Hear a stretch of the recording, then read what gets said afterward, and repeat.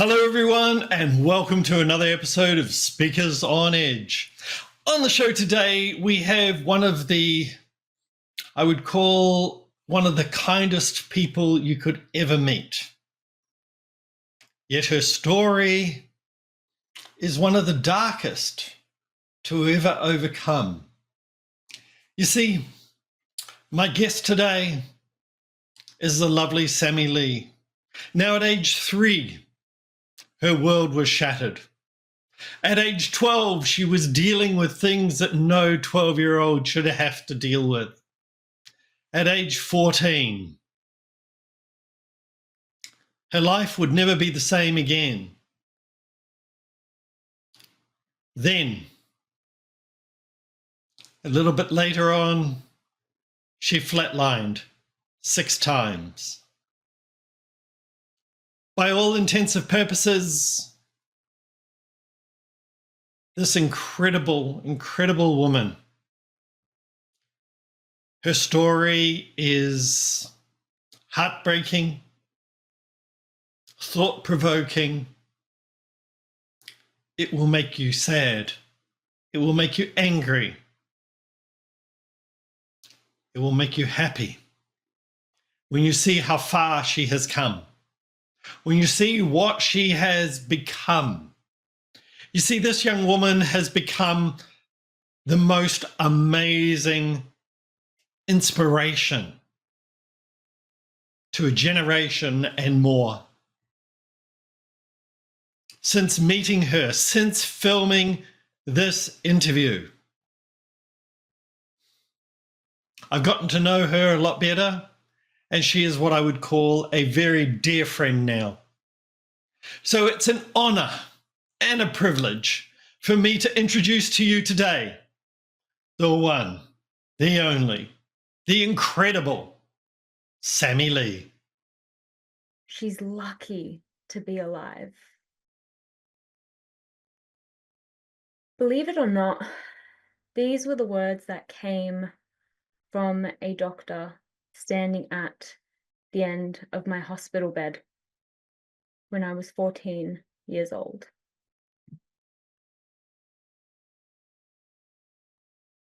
I want to take you back to when I was a little 3-year-old girl.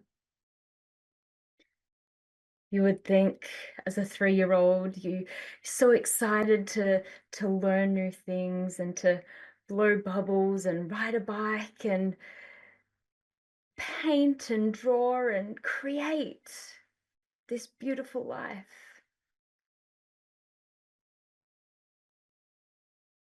But instead, I was abandoned by my parents, left to be raised with my grandparents and some other family members. Now I spent more time with these family members than I did with my own parents. I had a father who worked 24/7 and a mother who, put it this way, had different priorities. Now,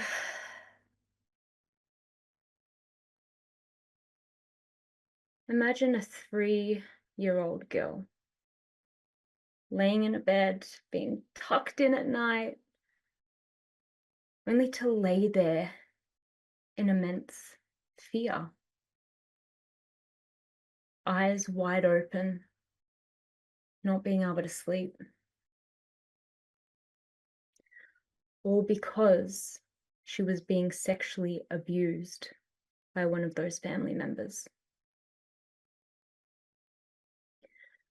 Now, this happened throughout the lifespan of my childhood. And nobody ever taught me how to regulate my emotions. Nobody ever asked me, "Hey, Sammie, how are you feeling? Are you happy? Are you sad? What's been going on?" No, I got none of that. Now, I grew up in a very European background, and the one thing I remember was food being this source of joy and happiness. And of course, as a child who didn't understand the reality of what was happening to her, but she knew that it was wrong and it didn't feel right. Instead of being able to express what was going on, she consumed food just to be happy again, to be that bubbly little Sammie that everybody knew, who sparked joy in the lives of others from such a young age. But yet, little Sammie was really dying inside.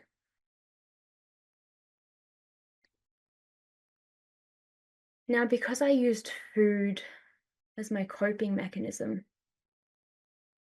it started to get bigger and bigger. And throughout my entire childhood, I was severely bullied. Sam the man, they would call me. Anybody who liked me got called a chubby chaser. And all that really started to tell me that Sammie was unlovable. Sammie wasn't worthy of anything nice in her life. And so she kept eating and eating and eating. Now, by the age of 12,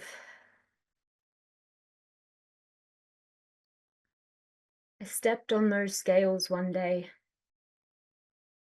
and I looked down at the number. And to my bewilderment, it said 120 kilograms. Now, I don't know about you, but that is very much the size and weight of a double-door refrigerator. That is big for a 12-year-old. All because of that pain that I was burying inside me. I was carrying that weight literally on my body. Now, just when Sammie couldn't think that things could possibly get any worse, my 14th birthday came along.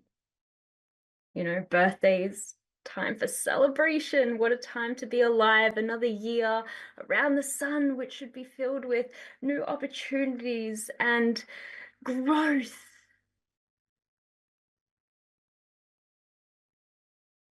And this family member decided to take it one step further. And he raped me.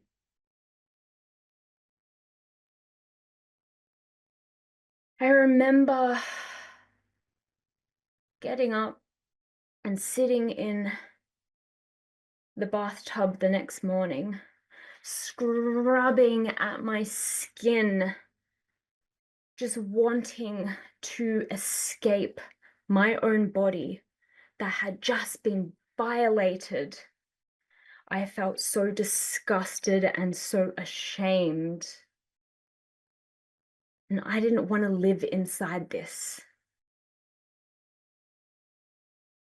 And so now food wasn't my coping mechanism, because now I wasn't even worthy of that. So I restricted. I went from eating copious amounts of food to nothing at all. My diet pretty much looked like black coffee and laxatives for breakfast, lunch, and tea.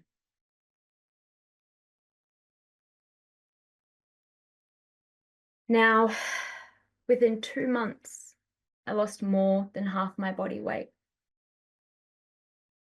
And within 3, I went from 120 kilograms to a mere 24.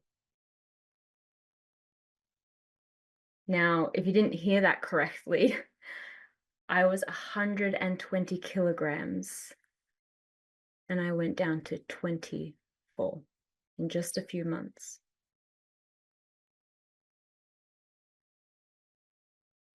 I was skin and bones. And what I really didn't understand was that I was suffering from something called anorexia nervosa. Now, there is such a big stigma around eating disorders that it is just about weight and food. That's the key to healing such a disorder, but it's not.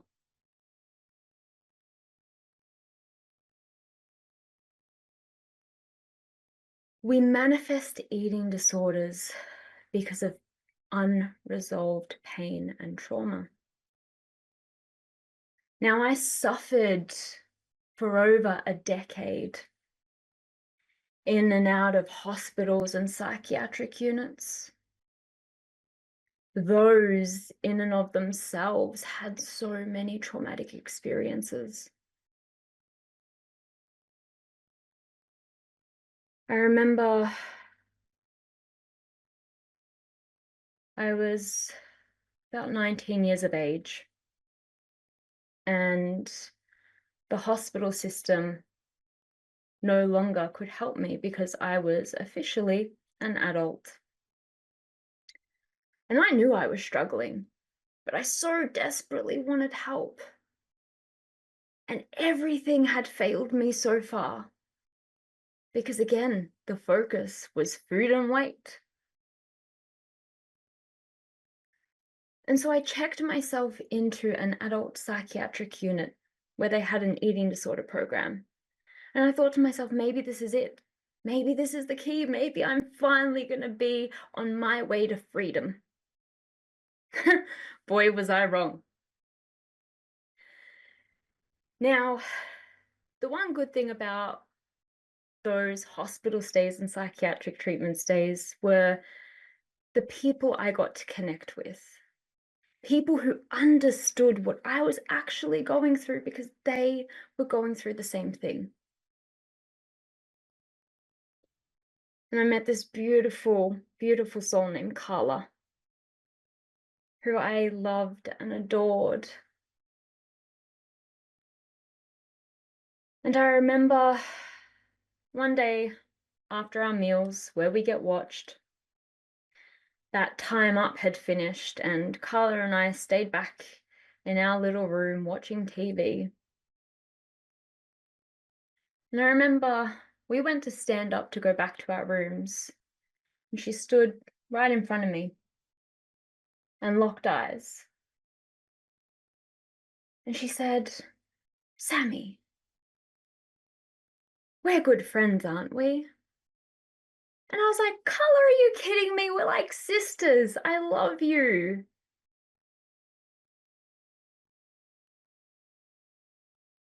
And then all of a sudden, her eyes went to the back of her head, and she was having a seizure right in front of me. Now, obviously being anorexic, we were both pretty skinny. And she had fallen on top of me.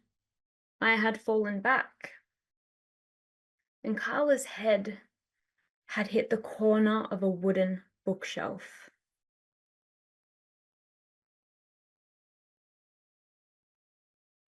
I still remember so vividly the blood of Carla all over my body. I sat there screaming for help for 10 minutes. And mind you, the nurse's station was right there and they could see inside the room. And nobody came. It wasn't until another patient in that unit went gorilla banging on the nurse's station that they decided to give us their attention. Now, Carla had been rushed to the ICU, and she was there for a couple of days. And I remember sitting there so worried, thinking, is she still alive? Is she okay? What's happening? I just want to see her. And I knew she wasn't well, and I knew that she shouldn't have been brought back. But they brought her back. Now, immediately I could tell that something was still not right, but my voice still wasn't heard. I had nurses telling me to stop worrying and go back to your room. And I remember looking at Carla, and I remember saying goodnight as she went into her room. And it was only a couple hours later, and I heard what we call a code blue being called over the speakers, which is a medical emergency. And I remember peeping my head out that door so quickly. And my heart broke because they were all running to her room.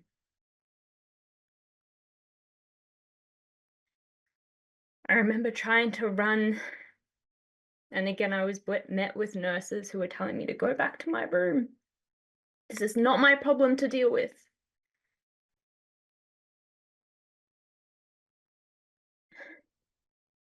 And as we got up to sit at the table for breakfast, we were informed that Carla passed away.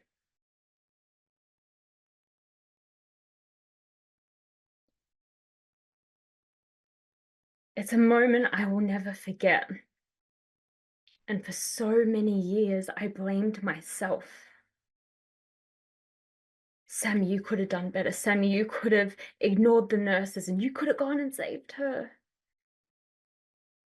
Instead of laying there, you could have just pushed her off and maybe gone and got some help, but I was in shock. And for so many years, I carried that guilt, and it just added on top of my pain. It added on top of me trying to find this sense of control outside of myself. Again, like through restricting food, through taking laxatives, through abusing myself because I didn't believe that I should be here.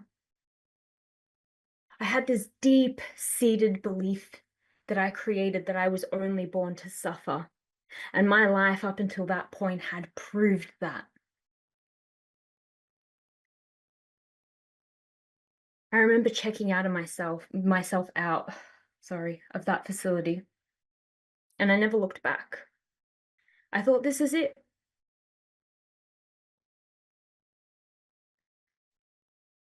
My eating disorders had taken my life 6 times. That's right, flatlining, no heart. And I know it is a miracle for me to be alive.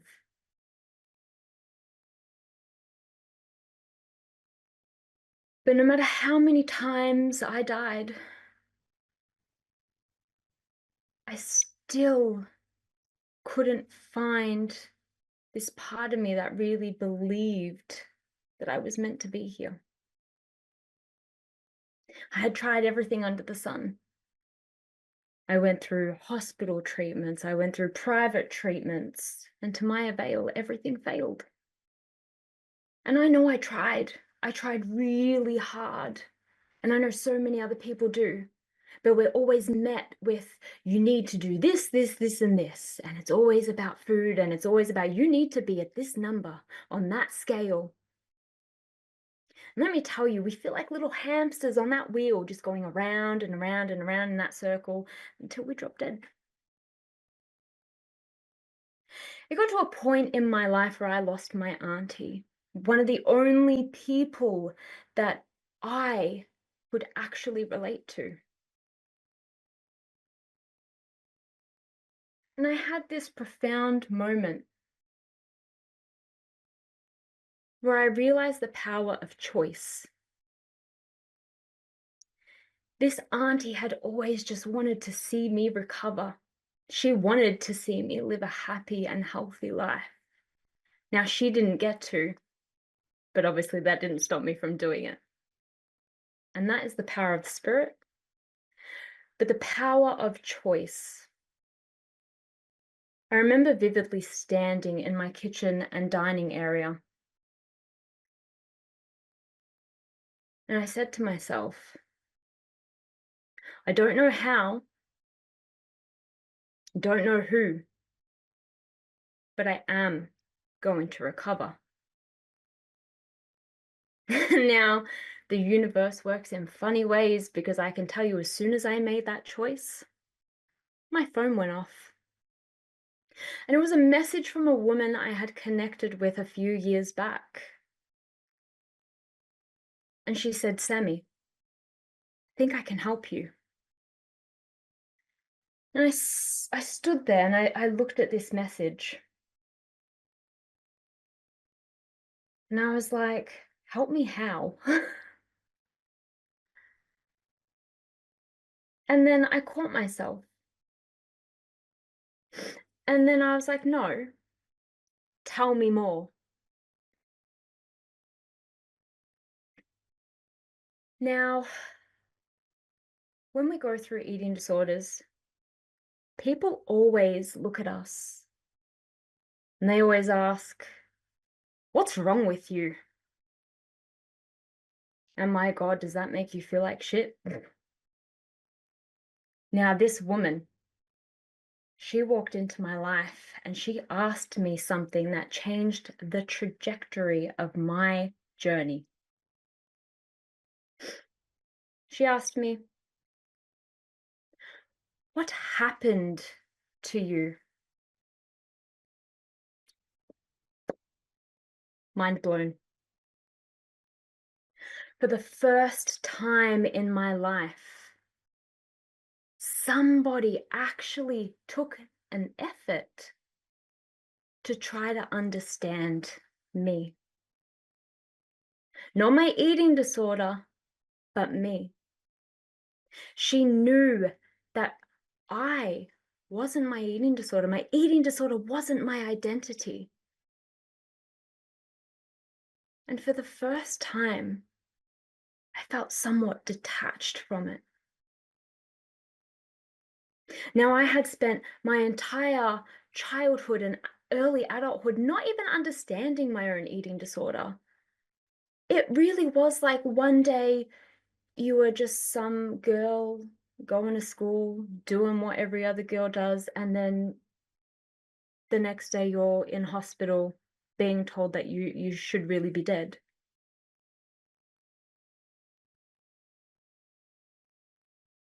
And this woman offered for me to work with her. And I sat there and I thought, I can either say no and not give it a go and really just keep with the old patterns. But again, I had made that choice that I was going to recover. And here I was presented with a solution. Did I know that it would work? Absolutely not. But I did give it a go. And this woman showed me the part that my trauma played. She made me realize that my eating disorders, were just my bodyguard. They were protecting me from that pain that I had been burying since a little girl. And my God, just that in itself was so profound. And then I began this beautiful journey to recovery, to freedom. Was it easy? Absolutely not. And I will never say that it's easy, because what recovery takes is looking at that pain, is acknowledging it, is sitting with it, is healing it. Now, I have learned a lot through my journey. I have learned the power of choice. I have learned the power of self-compassion. I have learned the power of forgiveness.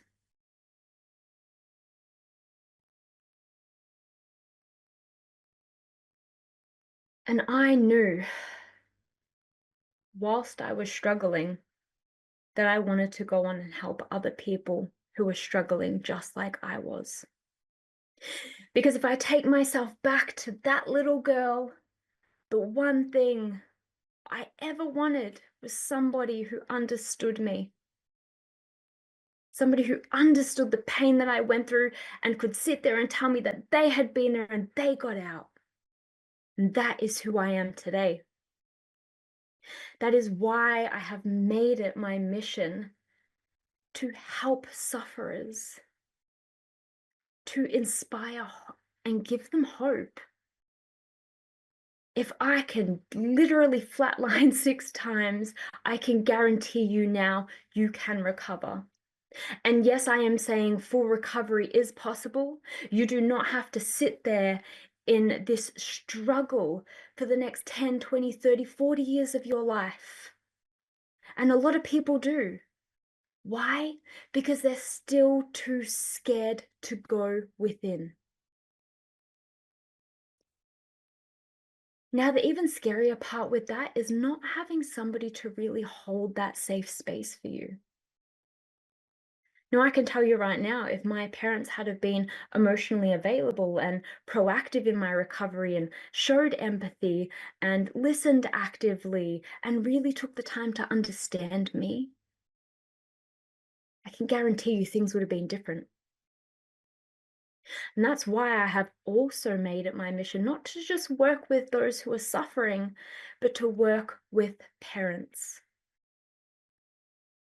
I had the amazing opportunity recently to do a presentation, and that presentation had a powerful message.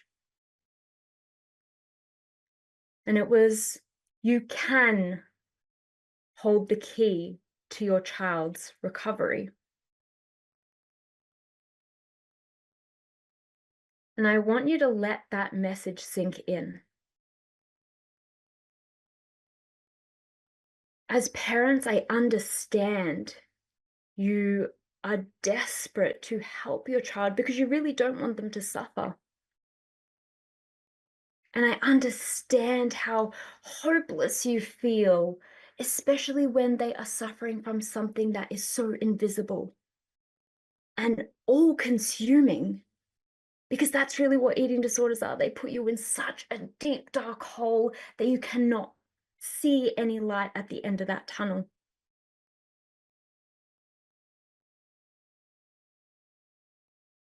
But as a parent, I need you to stop trying to fix your child. They don't need fixing. They need your time, your presence, and your understanding. And the biggest thing, your unconditional love, no matter what they are going through.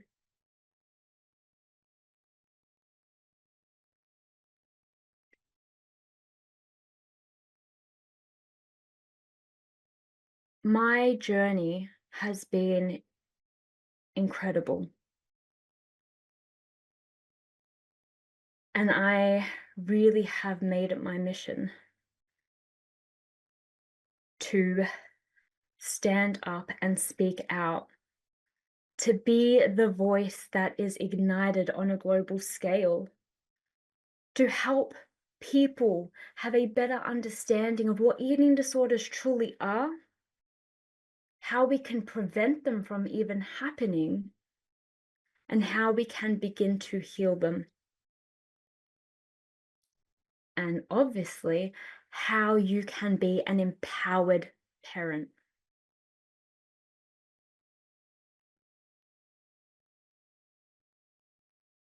I can say with both hands on my heart that I do what I do because I know what that journey is like.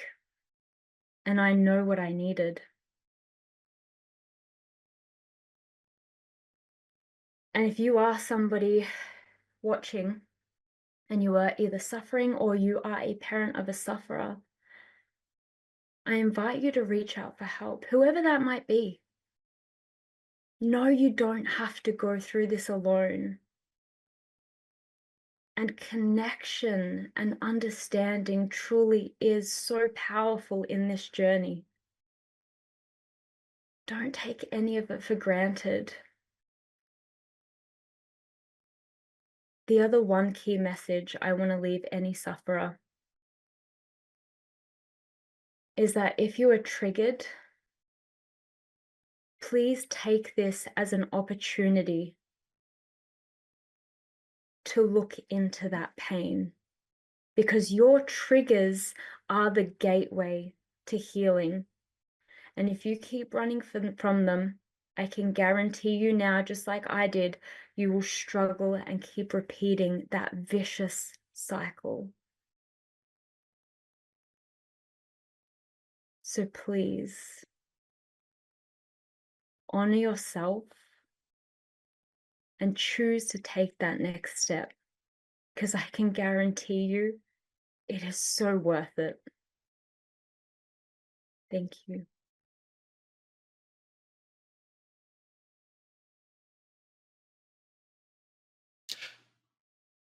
Wow, Sammie Lee, what a story that was. If you would like to contact Sammie Lee or myself, it's very simple. Come to the Speakers on Edge website. There's a button that will link you directly to Sammie Lee. And also we have our contact form where you can contact us directly. We're here to tell you the real stories with real people telling it their way. You see, the tagline for the show is "Your Story, Your Way."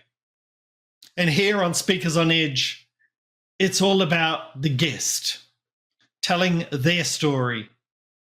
So that gives you the opportunity to hear from real people, the real truth, what's really happening.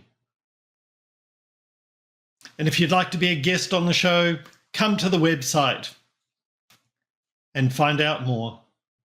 That's speakersonedge.com. As your host, I'm Jake Ryder. It's a privilege and an honor to be here. Thank you so much for watching, and we'll see you on the next episode of Speakers on Edge.